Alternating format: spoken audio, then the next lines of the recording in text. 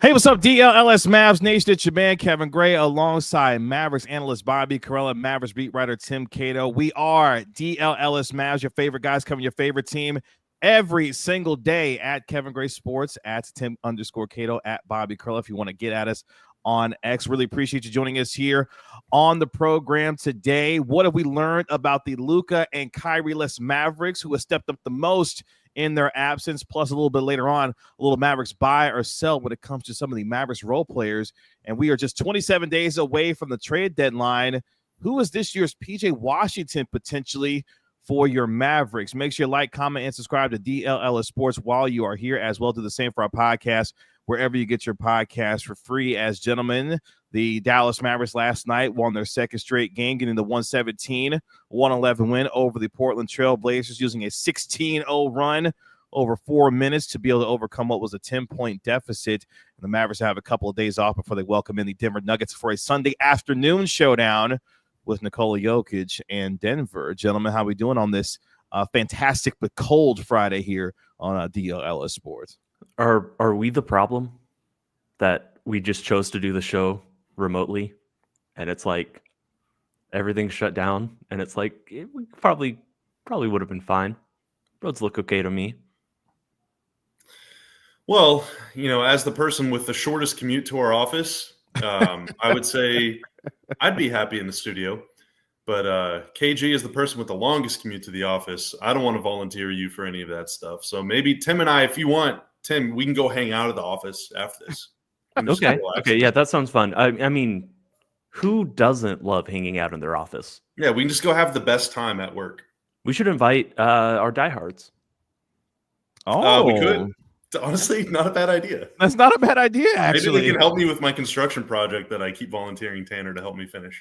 The mysterious Christmas gift from Mark Stein that we haven't revealed because we need to reveal it pieces on the floor in the studio. We need to reveal it once assembled, but it is not assembled yet. But it is a thing that has happened. It is we are aware of it. We will let you guys in soon. Oh, Tanner says they're doing a construction project on Sunday. So by the time the Mavericks take on the Nuggets, we'll be able to reveal said construction project that Bobby and Tanner are going to be working on. Gentlemen, let's jump into it. As the Mavericks, as we mentioned, won their second straight game last night, improving to 22-16 on the year, 12-6 at home. They'll welcome in Nikola Jokic and the Denver Nuggets on Sunday afternoon for a baseball series, if you will. They'll play on Sunday, and then they'll have the late game on Tuesday night, which is a nationally televised game on TNT, with that tip-off at 8:30 p.m. on Tuesday. But the Mavericks did improve last night to 3-5 without Luka Doncic, and for the Mavericks, or I should say 3-5 since Christmas Day without Luka Doncic. And our first topic today that we'll jump into, we want you to participate as well in the chat.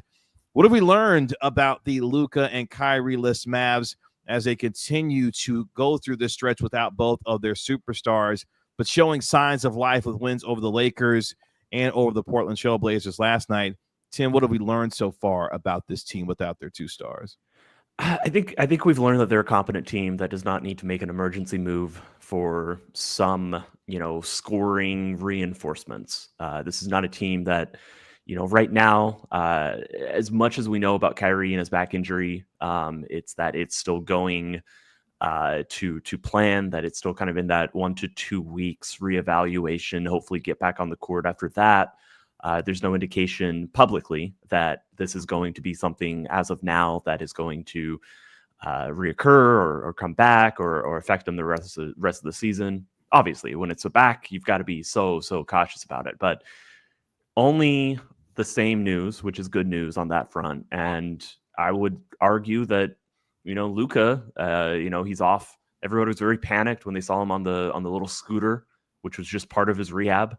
It does seem like, no real new news about Luka, but no new news is good news given the context of the injury.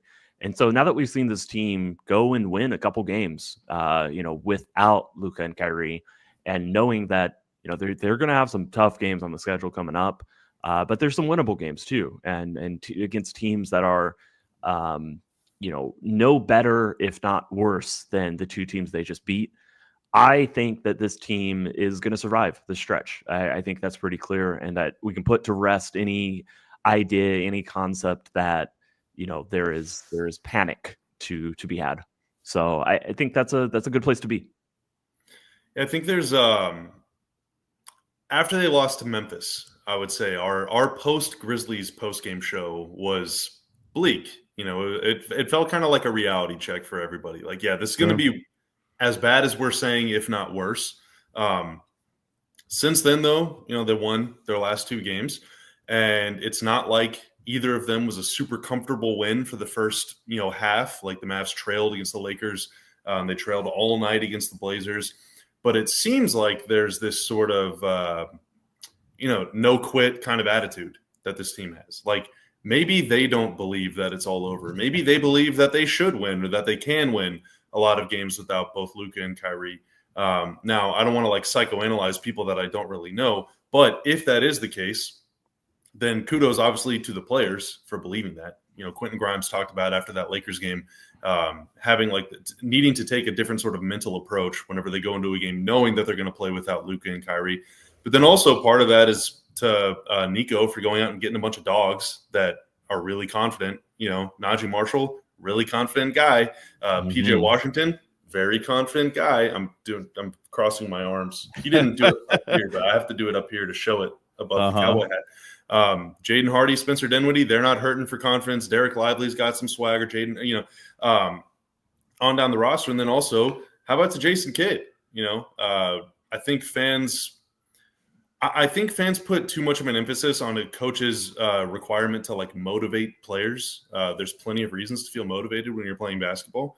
But if we're going to say, hey, the coach needs to do more to motivate the guys, well, they came down from down 10 in the fourth quarter last night. They beat the Lakers on the second night of a back-to-back. They looked plenty motivated and plenty confident. So I think it's just they won 2 regular season games, so it's not victory lap time or anything.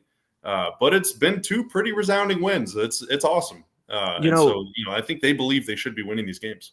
After the Memphis game, I wasn't, what I think I expressed wasn't that I was down on Jason Kidd.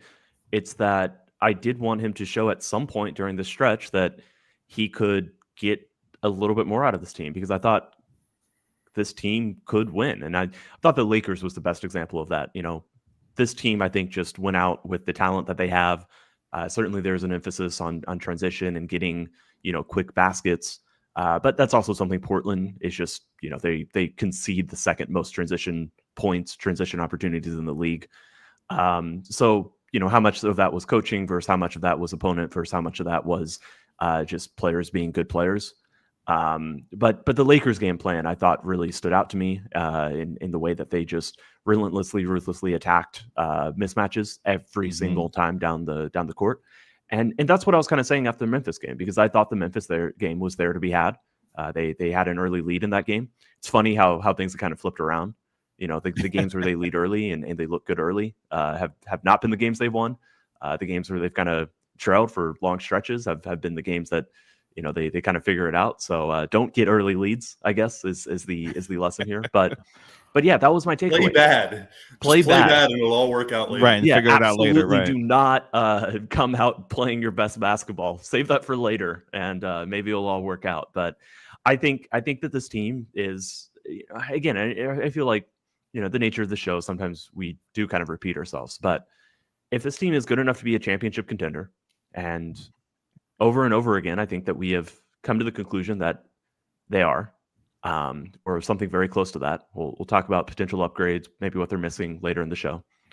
But if they're good enough to do that, I think that you're good enough to survive, to tread water without your 2 best superstars, because we've seen other teams do this. And now, finally, at last, we're seeing Dallas do it a little bit. Doesn't mean it's going to be all smooth sailing. Doesn't mean they're going to win every game. Maybe they lose twice to Denver. But I expect them to be competitive and to get wins against teams that are, as bad or worse than the Portlands of the league, and occasionally get wins against somebody like the Lakers. And to see them finally doing that is just reassuring that everything that I felt about this team wasn't completely wrong, and I'm not just a total idiot. That's really what it comes down to. I mean, look, you're a ball knower. Bobby's a ball knower. We're ball knowers here on set, and we pay attention to the trends and things that we have been seeing. I mean, maybe not you when it comes to sleeper, Bobby, but that's another conversation for another day. But at the same time, we watch this team, observe this team, analyze and see what we need to discuss based off of what's happening at the time. And one of the things that I find interesting as far as what I'm learning for this team right now is, and Tanner, we'll play it here in a second, the leadership that we're starting to find out about PJ Washington. This is the second game in a row where Dereck Lively, Jason Kidd, and others have discussed the leadership of PJ Washington on and off the floor. Guys talking about PJ Washington discussing leading them before the Lakers game. And, of course, obviously we know how that turned out in terms of a win there. But I want to play this from Jason Kidd last night, speaking to the leadership of PJ Washington and what he has meant for this team on and off the floor and how that's translated for them in these last couple of games. Take a listen.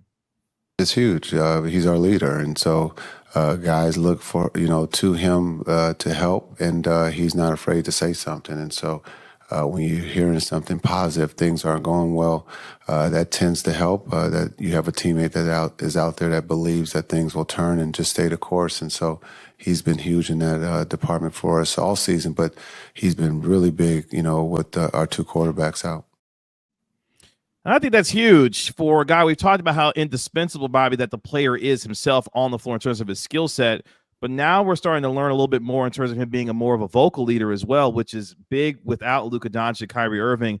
That PJ Washington is the guy stepping into that void there and helping lead some of that. That's very interesting, and I think it's a big development for him in his personal growth as a player, but also what that means for this team as well, to have another strong voice that is willing to take on that kind of role, even when Luka and Kyrie aren't there necessarily. Yeah, Tim, you and Mark, know J Kidd better than I do, so I would be curious to hear what you think about my my little hypothesis here.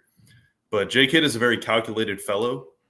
He knows exactly what he's saying all the time, even though it might seem like he's not saying a lot, or it seems like he can be a little sassy sometimes. But for him to say something about PJ and not a guy like Dereck Lively, who is the loudest dude on the court, or Spencer Dinwiddie, or the guys that are the quarterbacks of the defense or the point guards on offense, he chose to talk about PJ. I don't know. It just seems interesting to me. Like, it could also just be true. Like, reportedly, PJ gave some words to the team during the win against the Lakers. But I don't know. It just seemed interesting that he singled PJ out there. Yeah, I think so. I think Jason Kidd is absolutely, I agree. He's very aware of what he's saying, and sometimes he's aware that he's saying nothing. So there does come a ability to kind of speak his language. And when you hear, and I've at this point I've heard 4 years of him talking in these press conferences, and sometimes he's saying nothing and he knows he's saying nothing, and sometimes he's saying something that you can kind of read between the lines. And I'm not saying I'm perfect at it, but I do think that he's saying something truthful here. Like, it makes sense that PJ is the leader on this team, but also, I think he said this about Luka at times, and he's kind of said stuff that was directed at Luka in terms of, this is what I am telling him, this is how what we're encouraging him to be and do right now. And so he talks about Luka in that way. So it's very clear that everybody can see what Luka is or isn't doing, and seeing if it's aligning with the coaching staff. He'll say that about other players as well. He has definitely said that at times about Quentin Grimes this season, about Jaden Hardy this season. So I think all indications, everything I hear, is that PJ is absolutely growing into a leader of this team, and has been that, and has a role at this point. This is one of the best role players in the entire NBA. And he's growing into that, and so, he's the guy who's getting 35 minutes every single night, or 40 minutes every single night during the stretch without Luka and Kyrie out there. So all indications is that he's becoming that player, but Dallas and the coaching staff very much is asking him to be that. I think if I have to intuit, if I have to read between what kind of that means, it's that he's saying, yeah, this guy is a leader. Like, we are anointing him a leader, and it's awesome to see that he is kind of growing into that. That's what we're learning so far about these Mavericks, about Luka Doncic and Kyrie Irving. They'll be back on the floor on Sunday afternoon when they take on the Denver Nuggets. Really appreciate all of you joining us in the chat as well. I see Kati in there. I see Doug live from Australia. See our guy Charlie Saturday in there as well. Really appreciate all of you joining us here on the DLLS Mavs podcast. Coming up next here is Bobby's breakdown. One good stat, one negative stat from each of the Mavericks role players and what it means as they continue to move forward without their superstars. All that and more coming up next year on the DLLS Mavs podcast. But it's bowl season, of course. We've got the other national semifinal tonight between Texas and Ohio State.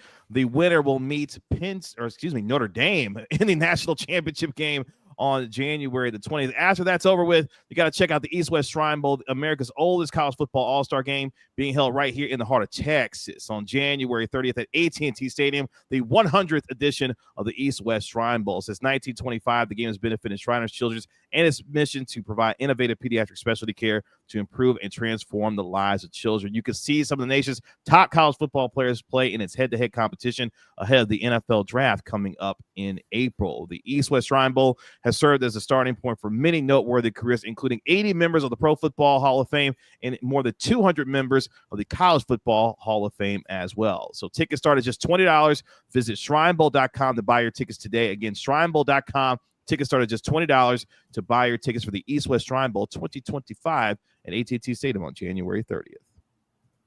So all my fantasy leagues are over. I finished second place in one of them on Sleeper, and I finished a little further down the list than that in the rest of them. But if you want to put your ball knowledge to the test beyond just fantasy football, you can pick whether your favorite or least favorite players will have more or less in their projected stats each week. And DeAndre Ayton, I'm looking directly at you. You are now on the naughty list, buddy. What do you do here? What do you do here? With Sleeper, the more picks you combine, the more you can win, all the way up to 100 times your money. Sleeper keeps you in the loop with instant alerts for breaking news and major injuries, so you can stay ahead of the game and keep track of league updates in real time, so you're always informed and ready to outsmart your friends, your enemies, and your frenemies. If you think you have what it takes, new users can download the Sleeper app and use the code DLLS Mavs to get $55 in free entries when you place a $5 contest. Apply to any contest. Terms and conditions apply. See Sleeper's terms of use for details. Currently operational in over 25 states. Check out Sleeper today. DeAndre Ayton, I hate you, buddy. Portland might feel the same way at this point based on the way he's Goodness. That was a little harsh, but I needed a little harsh. Hate's a strong word. Hate is a strong word. I'm just kidding. I don't hate you, DeAndre Ayton. I think you're great. No, you don't.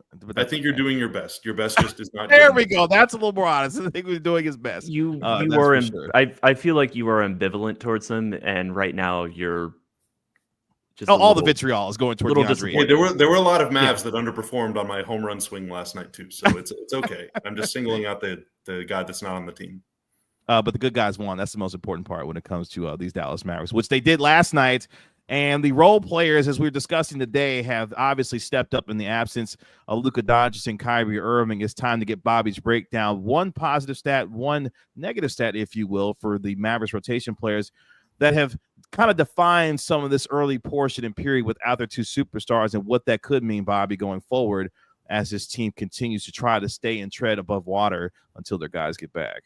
Yes. So I have a good and a bad stat for 6 players that are still playing right now. So I'm going to read the good. I'll read the bad. And then if we want to jam on that guy for a couple minutes, we can. Obviously, we can't spend too long anywhere. But I did a little research this morning, busted out the old calculator, and I feel like all these stats match the eye test. So I'm going to start with Quentin Grimes, who's probably the most topical guy right now. Every Mavs fan loves him, rightfully so. The dude is awesome. Quentin Grimes this season is shooting 45.5% on pull-up threes. 85 players have taken at least as many pull-up threes as he has. He's taken 44 of them. Of those 85 guys, his 45.5% mark is the second best in the league, behind only Jordan Poole, who's somehow shooting 47.3% on those shots. For comparison's sake, Ant 42%, Steph 41%, Donovan Mitchell 39%. Obviously on a much higher volume, but that's kind of the realm that Grimes is in. Kyrie 38.5%. So off the dribble, he's been really good. We all kind of expected him to be a really good catch and shoot guy, but off the dribble, he's been great. The bad though, he's only 38.7% on shots in the paint that aren't in the restricted area. He's not like the biggest dude. He's like 6'4", 6'5", doesn't get a whole lot of lift on his jump or on his jumper. And so it's kind of easy to get his shot blocked. He's had a tough time when he's been going downhill. For example, so he's shooting again 38.7% on those shots. Kyrie, guy that's smaller than him, 47.7%. Dinwiddie, a guy that's not as athletic as he is, 41%. And Hardy, who I don't think has as good of touch as Grimes does, is 42.5%. So Grimes is underperforming there, but he's making up for it in spades, from beyond the arc. When he drives and he can't get all the way directly to the rim, yeah, it can be a little rough. Like he does make up for it a lot because he really looks for that wraparound pass, and he's pretty good at that. But there's moments where it's his worst moments look a little Jaden Hardy-esque, where it seems like he's driving and he can react really quickly to something and find that wraparound pass or find that kick out pass, but there's moments where he just gets a little trapped under the rim and can't quite get all the way there. Or even last night, there was a moment where like it seemed like he was going to get separation, but he doesn't have he has great first step separation, but sometimes he doesn't have that last little bit to the basket separation, and he can't modulate, oh, I need to go fast to get this layup before the shot blocker recovers, but I also need to slow down so the layup doesn't just like careen way off the rim. I remember a layup like that in last night's game. So, yeah. And honestly, I don't necessarily mind. My man's there for defense, 3-point shooting. Would you like to be a little bit better in the 2-point area? For sure. But if Grimes is going to knock down a decent rate of 3-pointers and defend, that's what I'm paying him for. Or I'm not paying him. That's what they're paying him for to do. Also, super quick, I just looked up what he's shooting on step back threes, just like specifically step back threes, and he's taken 19 of them. He is shooting 53%. I like that. 19, not bad. That is a ridiculous number. Anyway, go ahead. Dereck Lively II. Okay, the good. 70 players have defended at least 75 isolation possessions this season. Opponents this year are scoring just 0.926 points per possession when Lively is the defender in isolation. So of those 75 guys, Lively's mark ranks 7th best in the league. Surprise, PJ Washington actually ranks 8th.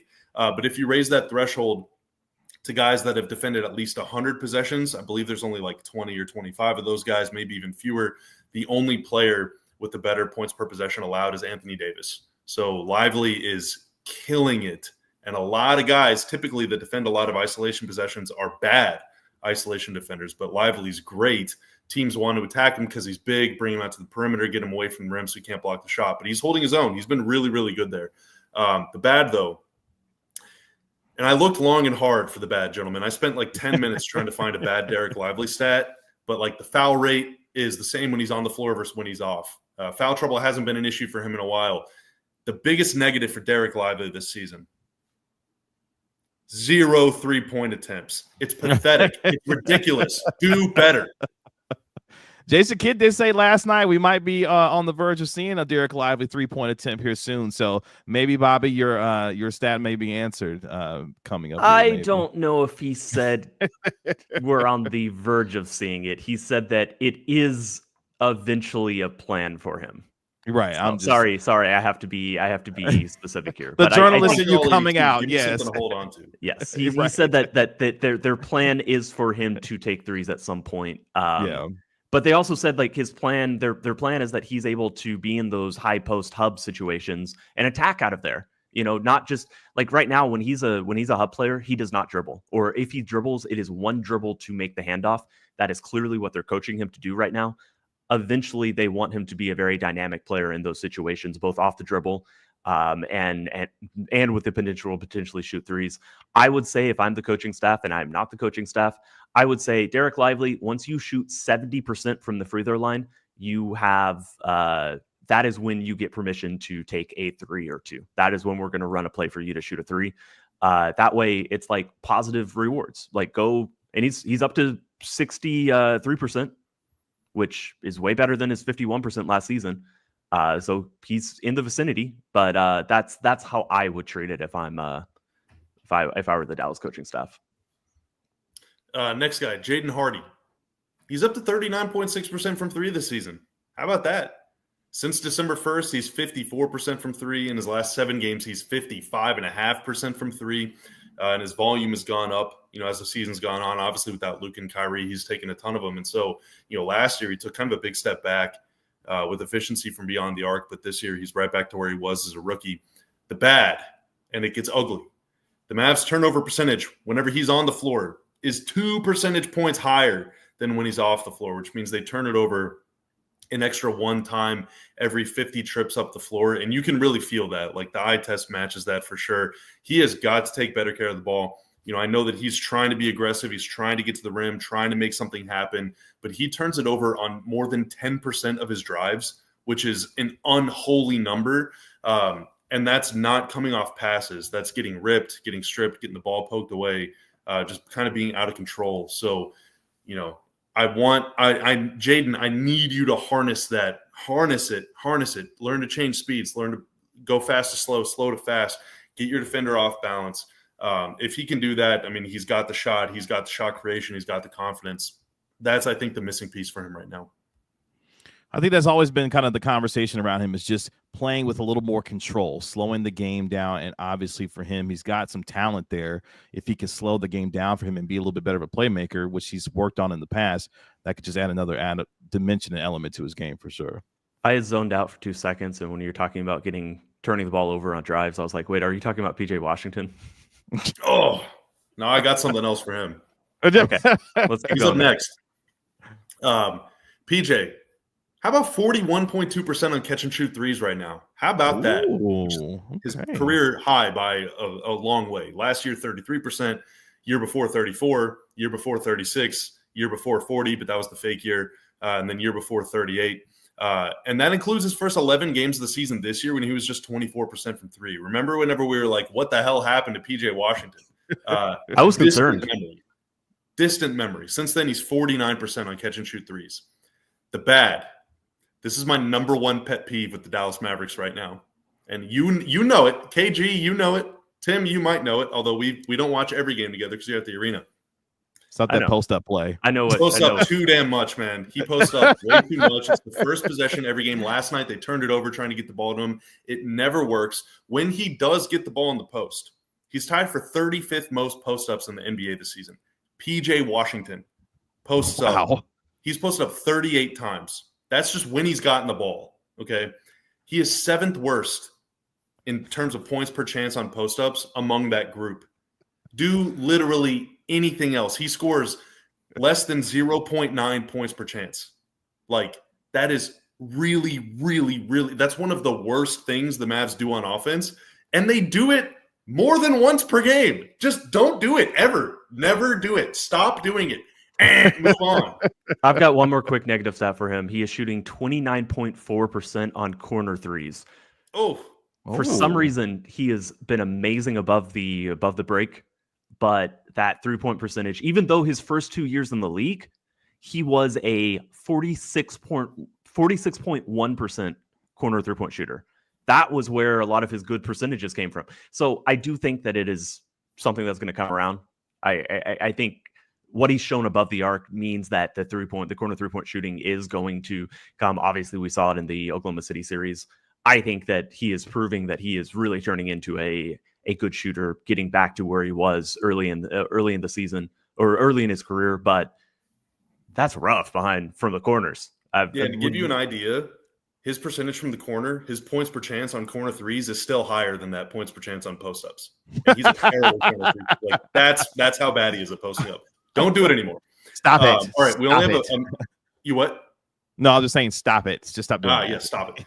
We only have a minute left, so I just want to breeze through these last two. Klay Thompson, when he's on the floor, Dallas averages 3.5 more assists per 100 possessions than when he's off, which is the difference between them being about league average as an assist team versus 28th as an assist team. So he gets it moving. And the Mavs also rebound. This is, I think, a bit of a theory, but I want to go kind of watch this now and see. The Mavs rebound 30% of their corner three misses whenever he's on the floor versus just 19% when he's off the floor, which leads me to believe it's because there's a guy crowding his space and therefore not able to rebound. But that's just a theory right now.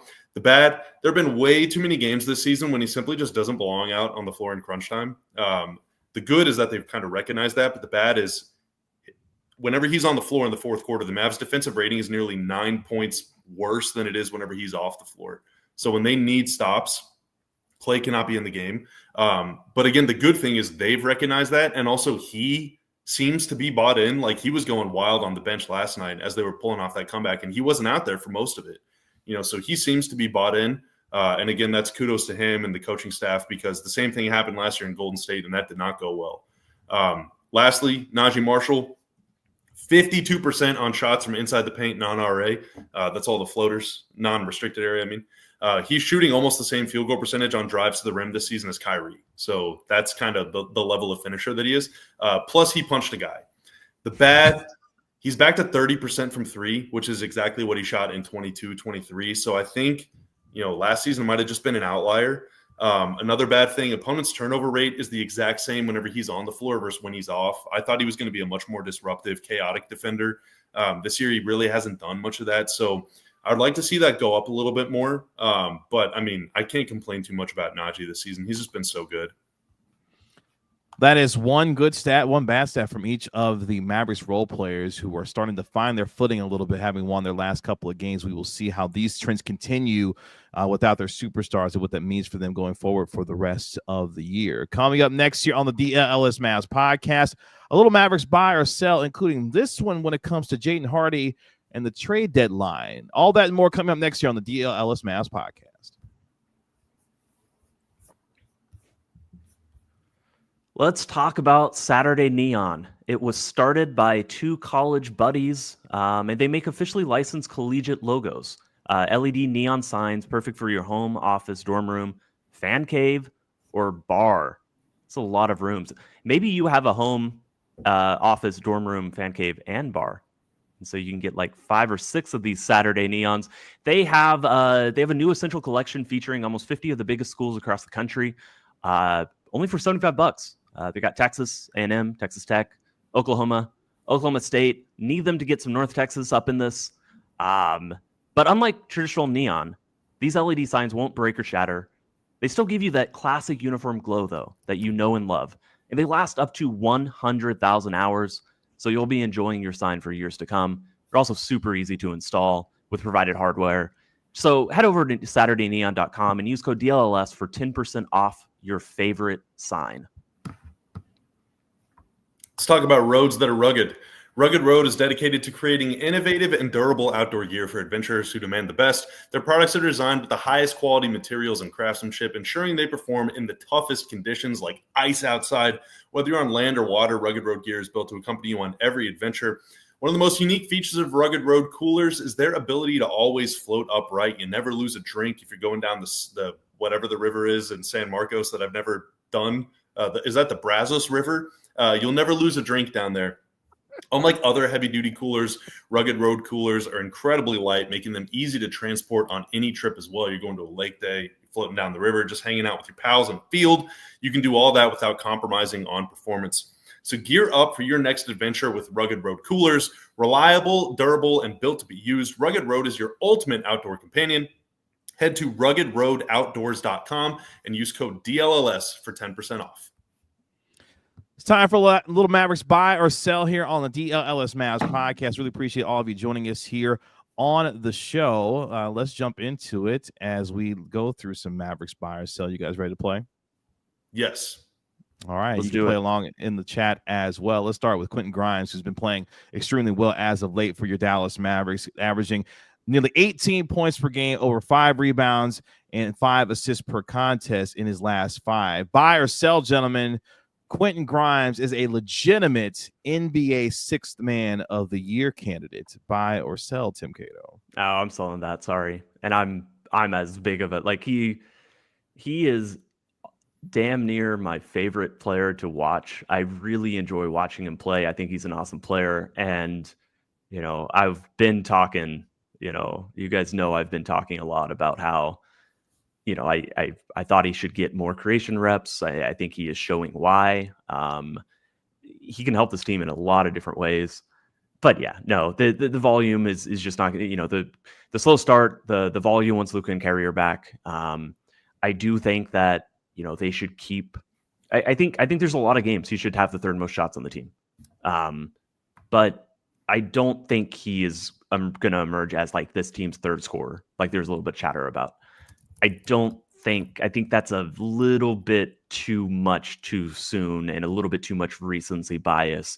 There's going to be games where PJ Washington is the third guy. If you can have a consistent rotating cast of PJ and Quentin as the guys who are most often the third scorers, and then sometimes because they're just that's just a little bit too much to ask of them. I think based off who they are as players, sometimes it's going to be Najee or Clay. I think that's a really good situation to be in. I'll buy some options. Okay. For very cheap, and if it hits, then I'll get pretty rich. But I don't think he's going to play enough. Not play enough, but like play enough minutes to produce the volume. You know what I mean? Because in order to win 6 man as a guard, like you got to be up at like 15, 16 points per game. However, if Luka and Kyrie are out for a while, and the Mavs can stay afloat, and Grimes keeps playing super well, and then when they come back, they just win like almost every game and become a top 4 seed or something. It's possible. It's possible. Therein lies the very remote possibility. But I'm not dismissing it out of hand, but it's going to be really, really tough for him to do it. I'm selling for now, only for now. But Bobby, you kind of made the point for me. If he continues to perform like this, even when Luka and Kyrie comes back, and he legitimately continues to get these opportunities off the bench, there's an opportunity for him to get himself into that race. But right now, he is playing tremendous basketball and what they're needing to him to do night in and night out. And Grimes should be pretty proud of himself because regardless if he signs here or somewhere else, he's made himself some money going into next year as a restricted free agent going into this summer. The leaders, just to give the odds real quick, it's Peyton Pritchard, DeAndre Hunter, and Amin Thompson. Oh, Peyton Pritchard's 1,000% going to win. Oh, my God. This is like the biggest runaway of all time. Yeah, and Pritchard is averaging 15 points. He's shooting. He plays for the 40. Celtics, though. He's going to be an all-star. I mean, but in all seriousness, Pritchard's been good for them this year. He's been excellent shooting the ball. I hate that guy. He's on my list, too. I'm sure he is. There's something. Those just... end of the shot or end of the quarter buzzer beater heave guy specialist. Like, I don't know how he made that annoying because it should be the coolest thing ever. Because he's too good at it. He's too good at it. You shouldn't be that good at making that shot all the time. And honestly, like I think he's kind of annoying, and I also really like him. Like I feel both ways about him. So eventually, if you average the two ways I feel about him, it kind of meets in the middle, and I'm very neutral about him. But yeah, he's a really, really fun player. Let's keep going here on Mavericks buy or sell. I like that they call him PP. No, let's not do that. No, we're not doing that. It's his nickname. Whatever. Let's go to Jaden Hardy. We'll go talk about Jaden Hardy. Let's talk about somebody I actually want to talk about, which is Jaden Hardy. Jaden Hardy, in his last 8 games, shooting 54.1% from the three-point line, averaging nearly 13 points per game. In fact, Jaden Hardy talking last night, Tanner, about the opportunities he's been able to take advantage of for the Mavericks in the absence of Luka Doncic and Kyrie Irving. Take a listen. Oh, yeah, for sure. You never want to see guys out, go down with an injury. But, I mean, in this league, it's next man up. And, just trying to take advantage of the opportunities that's given to me. And, just trying to be a good teammate whenever I'm out there, just bringing energy. And I feel like, that alone could change a game. And that's just what I'm all about, just coming in, trying to make an impact and play the right way. With that being said, buy or sell, gentlemen, Jaden Hardy will be a Dallas Maverick after the February 6th trade deadline. Buy or sell? What do you think? I'll go first. I think that if you're a fan that wants the Mavs to make a trade, like a meaningful trade, then you're going to sell this. Hardy will not be on the team. Hardy would be the guy that they trade. He's cost controlled for the next, 2 or 3 years or something. What was the extension? Was it 2 for 12 or 3 for 18? I don't remember. 3 for 18. 3 for 18? 3 for 18. Cost controlled for 3 years. Zachary Risache, by comparison, he was the number 1 pick in the draft this year. He makes more than $12.5 million this year. So first-round pick salaries scale with the salary cap. Jaden Hardy, by the end of his extension, will be making like what the 24th pick in the draft makes or something. Like, he is going to be very, very cost-controlled, very, very cheap, and that should appeal to a lot of teams. So if you want to make the trade, sell. Personally, I'm buying, but if you want the Mavs to make a good trade, then you should be selling. I think that's all. I think that's right. I think that makes sense. When he signed the extension, I think all of us, at least me and Bobby, talked about how it was a extension that made sense and made him a potential player to be traded. Because it's an attractive contract, especially if he wasn't playing, and because of the situations, because of the injuries, he has been playing a lot. But there was a situation where he wouldn't be playing, but he also wouldn't be under contract. So any team that was going to have to go trade for him was either going to have to give him a lot of minutes to see if they wanted to re-sign him, and if he did well, they would want to re-sign him. But then they would have to sign him, and there would be that whole complication. I do think that he is more interesting to teams around the league because of this contract and because of what it's valued at. I don't know how much value he's really seen with, but and I don't think just this one big long stretch has done a lot to change it, but it's maybe at least it's at least got it back to kind of where it was before. And I think there was some nominal interest in him, kind of as a guy who could develop into, I still think his path in the NBA is something more like Landry Shamet than Malik Monk. Let's say that. On the flip side, it's really hard to trade him right now, unless Luka and Kyrie are back on the court and fully healthy. I don't know how you can justify that unless you're getting somebody back that you genuinely believe makes the team better. So I tend to buy that he's going to be here after the deadline. Just situationally, I don't know if I would buy that he's going to be on the team going into next season. And again, some of this isn't much for his sake as anybody else, just to give him a chance to, if he still believes that he should, have a bigger role, and if he ends up being, kind of goes back to the back burner, goes back to the deep reserves once Luka and Kyrie are healthy, and I think that is the likeliest outcome. For his sake, he should probably feel, rightly so, if he keeps doing this throughout this entire stretch, that he should have a chance to have a bigger role on a bigger team or on a different team. But I lean towards situationally where the Mavericks are at right now with the injuries they have, and with Luka very potentially not being back before the trade deadline passes, or certainly returning just as the trade deadline is coming up. I would say situationally that I kind of think he remains on the team this season.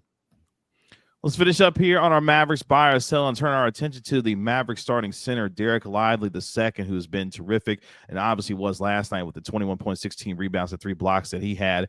Dereck Lively talking the second last night about the parts of his game that have developed so far that have helped him become a better player. Take a listen. I feel like when it comes to either my touch or my positioning, I feel like I've done a very better job of just trying to focus on, trying to do my work early. No matter if that's on the offensive end or the defensive end, of putting myself between ball, rim, or even just trying to be more poised when I catch the ball. No matter if it's me going on the left shoulder or going over my right shoulder, I'm just trying to be able to make sure that, I'm confident in my shot and I'm not just throwing it up there. Lively, who is 14th right now in the NBA in PER at 20.79, and in his last 7 games, averaging nearly 10 points, nearly 10 rebounds, and nearly 2 blocks per game. Mavericks buy or sell. Buy or sell Dereck Lively II will be, by season's end, a top 10 center in the NBA. Buy or sell, Bobby Carella? Bye. He already is. You Okay. stole my answer. Okay. Yeah. He is here. If you give me 2 seconds, I'm doing the math right now. One. Talk two. some more, Bobby. I'll talk some more. He's 20 years old and he's already a badass. Like, that's it. That's it. I said this after finals game 4. I sat with my my boss and friend at the time. He's my friend now, but he was my boss at the time. Mike Marshall. And we went down the list of players in the NBA. And I said, stop me when you would get to a player that you would trade, that you would not trade Lively for. There's like 12 or 15 guys in the league that I would trade him for. Oh my God, what am I trying to say? I'm not trading him for hardly anybody. Yeah. That's it. Like he's incredible. He's 20 and he's going to be really good for a long time. Sorry, Oh. 22. So he is 42nd right now in overall EPM, which is a catch-all stat that I think, and a lot of analytics staffs throughout the league think is the best catch-all metric. He's 42nd. Now he is only 15th as a center, which is interesting. And what it says is that there are a lot of good NBA centers in the NBA, like a lot. Players ahead of him, for example, are like Goga Bitadze, who is awesome center, but I would take Lively over him. So the only reason that he's not a top 10 NBA center right now is that there are 10 ridiculously good NBA centers ahead of him. He is a top 50 player in the NBA, or very, very, very, very close. So, and I think if you're, top 10, basically what we're saying is, are you among the top 50 players? There's 5 positions. Are you amongst the top 50 players? If he's not a top 50 player yet, he will be by the season's end. But quite frankly, from, albeit with a little bit of proximity bias, I think he is that, or will be that with a touch more consistency and less fouling. And if he consistently is a 35-minute player like he was in last night's game, he is a top 50 player in the NBA. That's how we do Mavericks buy or sell here on the DLLS Mavs podcast. Coming up next year with the trade deadline just 27 days away, who is this year's PJ Washington for the Dallas Mavericks, or do they need to make a move at all? We'll discuss that and more coming up next year on the DLLS Mavs podcast. But first, grab them, hold them up high. Your physical diehard card. That's Tim right. Cato, let me see your physical diehard card. That's right. I was never given one. Well, Hold it up, Tim. There you go. Thank you. There you go. If you want a physical diehard card, which even we don't have, all right? We all work here. We don't even. We got have merch though. Merch. We do have a shirt. I have this shirt. Merch. KG, you got that shirt. Tim, I do. Yeah. All right. that's not a alldlls.com/diehard shirt. But it is Tim, what I enough would to recommend for you is to click the. Oh my God, I'm so far away from the QR code. Thank you, KG. If you scan that QR code, or you click the link in the description below, or you go to alldlls.com/diehard, Tim, for less than $7 a month, you too can become a diehard, where, you'll get the physical diehard card, but also you get a free shirt right when you sign up. It could be this one. It could be KG's. It could be any. We got more than 35 shirts. And if you want more than one, you get a discount on the other ones that you'd want to purchase. You get a discount on live events. We are announcing one extraordinarily soon that's Mavs related, I think like sometime next week. The event's not next week. We're announcing it next week. You also get to read the entire website, all the premium written content. Hey, Cowboys got a coaching search, potentially coaching agreement coming down the pipeline. You want to follow that? Hey, alldlls.com is the best place to go. It is the number one local hub for sports news in Dallas, and I do not say that lightly. It really is. You also join the DLLS Diehard Discord, and again, your physical diehard card. So if you want to do it, again, it's less than $7 a month. It's a great way to support what we're doing here. But hey, liking, commenting, subbing to the channel, all this stuff on YouTube is great too. However you choose to spend your time with us, thank you very, very, very much. We love you, we value you, we respect you, and we thank you. And now we can get back to talking basketball.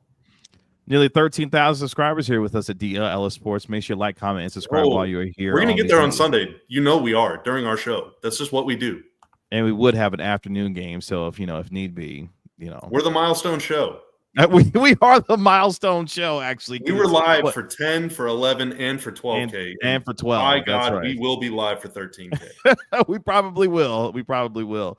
Shout out to all of y'all in the chat as well here on the DLLS Mavs podcast. As we finish up our show today, we are just 27 days away from the NBA trade deadline. Teams have already made some moves ahead of the February 6th trade deadline. Are the Mavericks going to be one of them? With the question being, gentlemen, who is this year's PJ Washington for Dallas? A team that, yes, after 38 games, 22-16, won their last couple of games, but still dealing with the losses of their superstars and Luka Doncic and Kyrie Irving. Are the Mavericks a team that's going to be active? We've heard from Brian Windhorst of ESPN that the Mavericks are one of the most active teams on the phones ahead of the trade deadline. Could they be in line for some defensive wing help? Tim, I'll start with you here. Who is this year's PJ Washington, if that's something that the Mavericks need to engage in prior to the trade deadline?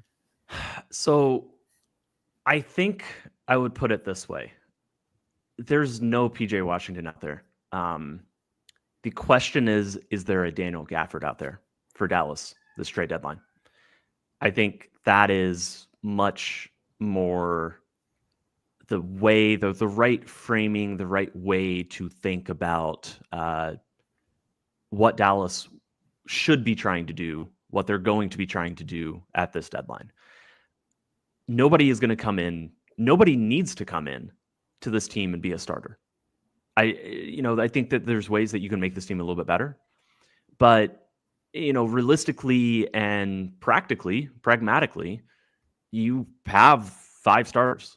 You have 5 starters that you trust and you really like out there. And there's no indication that Herb Jones is available or that Dallas would have what it takes to go get him. There's a few other players that, have been, like if Dallas, like Markkanen isn't getting traded, can't be traded this season, nor does Dallas have the ability to go get him. Like, of course, you'd love a player like that in here. You could slide PJ down to the 3. That'd be an awesome team. But none of that stuff's realistic. So I think what you're looking at is players, and some of the common names that have come up are Larry Nance, who had surgery to his broken finger on his shooting hand. So that's kind of up in the air, but Larry Nance is at least an interesting name. But let's, Chris Boucher, Isaiah Stewart, Jonathan Isaac. These are a few of the names as me and Bobby were talking pre-show, that kind of came up. So, what do you think of any of those names? Do any of those names make sense, or what's your overall perspective, Bobby? And then we'll kind of start talking about specific players. I kind of like. I would be open to trading for Isaac. He's obviously suffered an enormous number of injuries and has missed a whole lot of time. I consider him to be a similar kind of player to Maxey, and that he can play 4 or 5. Switch a lot. He's really, really good on defense. He's coming off the bench for this team.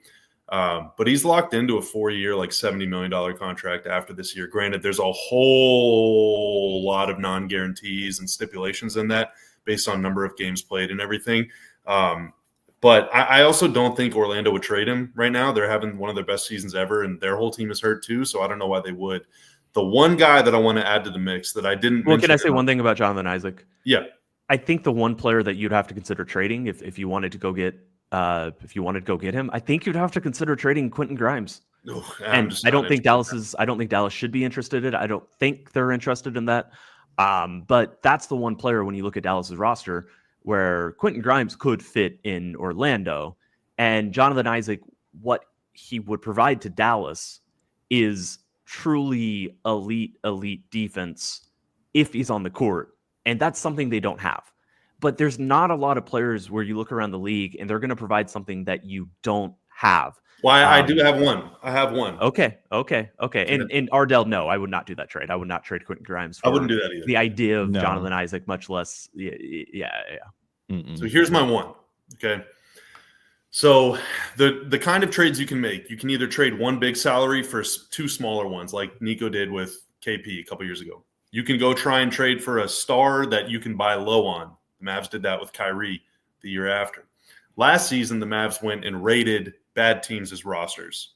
Okay. And at the time, they were considered maybe an overpay, but I'm totally okay with trading a effing pick swap for PJ Washington. Like, yeah, I'll do that. Thank you. Or whatever it is.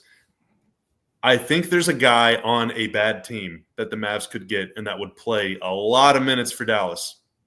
Let's head to the mountains, baby. Take me to Utah and go get me John Collins.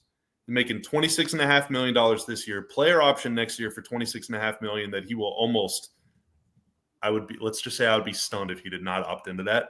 That guy plays hard. Killer too. Yeah, that guy plays hard. He can play backup 4. He can play small ball 5. You could even put him out there as a small forward. They do that sometimes with like Markkanen and Kessler.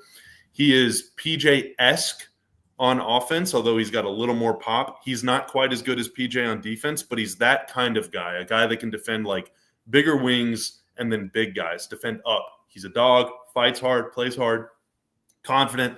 And his contract is almost a dollar for dollar match with Gafford plus Maxey. And the Mavs are in a state right now where they can't take back more money than they give out. They're like flirting with the hard cap as it is. But you sprinkle in somebody like Jaden Hardy as a little tip, maybe it gets you there. Maybe you have to give a pick or something. I don't know. The Mavs have a pretty good second-round pick right now in Philly. I don't think the price on Collins would be very high. So I think if you're really trying to make a move, then that would be something to do. However, that opens up other issues. For example, you're trading away Gafford. Now who's your backup 5? So it doesn't solve every problem, but it's potentially something. And also maybe you load it up with a little more. Maybe it's like Hardy and Omax and a first rounder and you can get Walker Kessler or something. I doubt it, but like that is something. It's something. John Collins is something. I like him, and I think it would be interesting. It would be interesting to see him in a Mavericks uniform, honestly, given how well he's played against the Mavericks for all these years. You know what? It does kind of feel like PJ, where it's this guy who's been mostly kind of cast as a lead scorer and then like a lead bench scorer. His roles moved around. He's never been on a team that he's ever needed to buy into the level that, he would be asked to here. And clearly he has at times shown that he has a lot more versatility to his game than perhaps has been let on. That said, my impression of him, even if he came into this situation, is that he doesn't have the defensive ceiling of PJ. But he's not replacing PJ. You're adding. Yeah, he's replacing Maxey. Mm-hmm. Yeah. Mm-hmm. I don't dislike it. I do think that, like, are you for sure down to, what was your proposed framework for the trade? It's like Gafford, Maxey, and a 2, or Gafford, Maxey, and that I would not trade a first rounder for John Collins. Mm-mm. If you're throwing Kessler in the deal, sign me up. I mean, of course, yes, of course, right? Yeah, that's gonna happen. Right. I would agree with all that. So, and if you're serious about winning a title, and they should be, obviously that's the situation. And if the team's assessment is that Daniel Gafford may not help you past the first or second round of the playoffs, mm-hmm. and you feel that you can win the first or second round of the playoffs without him, then it would be a lot easier if this team didn't have all these injury stuff and are going to really, because Daniel Gafford is such a good regular season backup center. The other downside of a deal like that, quickly, is that Gafford and Maxey going into the summer will become expiring contracts. Those are a lot easier to move than an expiring $27 million contract. So if the Mavs think that they can do something with those contracts this summer, it does not make any sense to make a deal like that right now, especially given you have no idea what your record is going to be like 3 weeks from now, let alone 3 months from now. So that is just something to keep in mind. And I promise you, front offices, they were thinking about next summer, like after the previous offseason concluded. Oh, absolutely. This is they literally, I've had chats about this with front office people. They do kind of like war games, and they'll have like 10 people in there or 12 people in there, and each person will get assigned like 3 different teams, and they'll have to like put themselves in that team's mindset. And they say, okay, well, we have, if our season goes like this, we're probably looking to do this, at this state. And they tried to buttress that with as much intel and info as they can. But they also just try to put themselves in their mindset. And then, the actual decision makers kind of rationalize, okay, so if this team is in this situation and we're trying to do this. So yeah, it's so much work. Like there's so much working ahead that never gets realized because, if you're imagining a team, if you're thinking out what a team's going to do, if their season goes bad, their season goes middling, and their season goes well, like as soon as their season goes one of those ways, you just throw out all the work that you did for, those 2 other paths. But this is something Dallas is absolutely thinking about. I want to thank our television audience for joining us here on the DLLS Mavs podcast. Make sure you like, comment, and subscribe to DLLS Sports on the way out the door. And also visit alldlls.com to become a diehard member with us here at DLLS Sports. As we finish up real quick, I just want to throw this out there because don't throw rocks at me at the chat. Don't throw rocks at me, gentlemen. But the Mavs have the opportunity to do the funniest thing, which is trade for Kyle Kuzma from the Washington Wizards. After all the last year or so of what's happened between the timelines not aligning for him and this team, Kyle Kuzma could bring some real value to this team. And depending on, look, if you're Dallas, why not call Washington's bluff and see what happens with Kyle Kuzma? Why not? I'm gonna be that guy today and just see what happens if you make the call. See what happens. I don't think he's very good. I mean, but that situation also is so bad. But yeah, exactly. I do wonder what a change of scenery would do for him, and he has won a championship and been part of a championship team. So I do wonder what a change of scenery would do for him, like it did for PJ Washington in terms of a change of scenery, what it did for him and being motivated to play for a team that was actually contending for something, maybe. But hey, I'll be the contrarian for today. I don't know. I think I would rather have Collins than Kuzma, and they make similar money. But Washington's situation is just outright hopeless. So maybe it would be cheaper to get him. Always be worried about making a deal with Danny Ainge. That's just exactly. Caution. Yeah, he is a draft merchant. So is Sam Presti.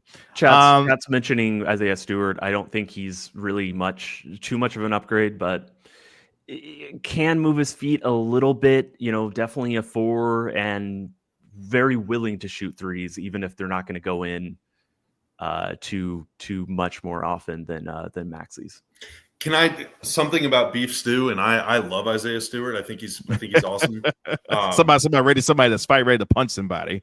Well, yeah, and that's what I was going to say. So former Mavs coach Rick Carlisle once said they can't all be milk drinkers. Right. And by that, he means you need to have a little edge. But they also can't all not be milk drinkers. And if you trade for Isaiah Stewart, that could be an extremely volatile team. I don't need 17 guys getting suspended. All right. You got Najee. PJ's got a little bit of edge to him. And those aren't the only 2 on the team that do. I just we'll dial it back a little bit. Right, I got it.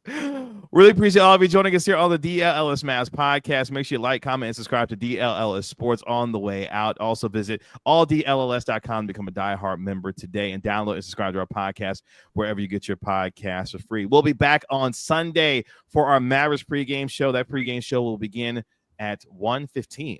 At 1:15, actually, because the Mavericks play at 2 o'clock. Or is it 2:30? I can't remember. Either way. Yeah, at 2 o'clock. So our pregame show will begin at 1:15 here on DLLS Sports as we get you ready for the Mavericks taking on the Denver Nuggets. So we appreciate y'all joining us here. Have a great rest of your weekend. For Bobby Carella, for Mavericks beat writer Tim Cato. Shout out to our producer Tanner, always making us look good and sound good. I'm Kevin Gray. We are DLLS Mavs. We'll talk to you Sunday at 1:15 right here on DLLS Sports. Y'all be good. Peace.